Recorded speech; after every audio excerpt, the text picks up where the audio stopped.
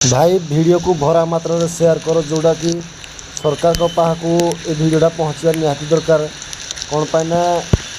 मोर निज घर देखिपे के पानी होती माने लगाण वर्षा जो 2 दिन है पानी पूरा घर भितर 8 बहर पानी पूरा पशि जाइए। छुआ पिला धरिकी आम आ गोटे घरे जा रहीजु माने देखिपे एत पानी ड्रेन ना ड्रेन सब लोक मैंने जो बड़ बड़िया लोक जो अच्छी ड्रेन सब मुझी पानी जोड़ा कि जीवाई बाट ना कौन से हालत में। तो यहाँ जमी सरकार पाखु पहुँचो ये भिडियोटा क्लीपटा को टे चेष्टा करूँ। आ सरकारी जगार अच्छी जमी जगह बाड़ी ना आमर सरकारी जगार अच्छी कि माने घर खंडे भी लास्ट कहीं देने आउ भिडियोटा जी मात्रा सेयार कर सरकार देखू जे राज्य लोक मैंने से कौ अवस्था रोज मैंने देखा तो घर भितरटा माने पानी कौ जगह आसी घर भितर पानी चिंता करूँ मैंने गोटे परिवार चलो तो चलो कि दया दया दयाक भाई भिडियोटा को ज़्यादा से ज़्यादा शेयर करो जमी भिडियोटा सरकार पाखु पूरा पहुँचा निहाती दरकार। कहीं पूरा इमरजेंसी रे घर भितर देखा पानी देजी आउ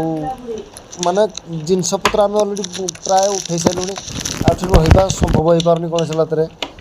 आ जहाँ को बर्तमान डाकिले भी कहारी हाथ में कौन आम कौन करूँ लोक अच्छे जो मैंने नेता आसते भी से डायरेक्ट कहते आम कौन करूँ जदि नेता मैंने कि जदि नेता कि ताले नेता माने नेता कहीं हेले तार कारण समस्त जानवा निहाती दरकार जे यही परिस्थिति हेले सरकार कौन पदक्षेप एपर्तमान 2 दिन है एपर्तंत पदक्षेप किसी नहीं पारना गोटे ड्रेन से वर्क पारना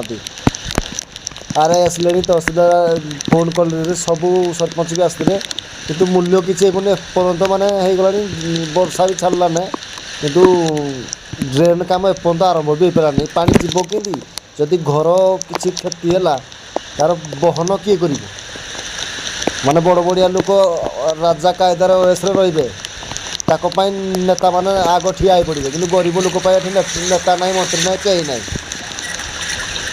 तो से मेन जिन हूँ भिडियो को भाई माने जी भी देखुच शेयर करो बहुत मात्रा शेयर करो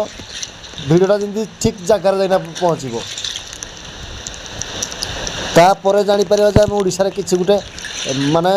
बड़ धरण काम कर कहीं आम नीति हूँ सोशल मीडिया रे आम केमती कौन करी सोशल मीडिया रे जो जिन सब हो आज आम कोशल प्राय तो बहुत घर बुड़ी कि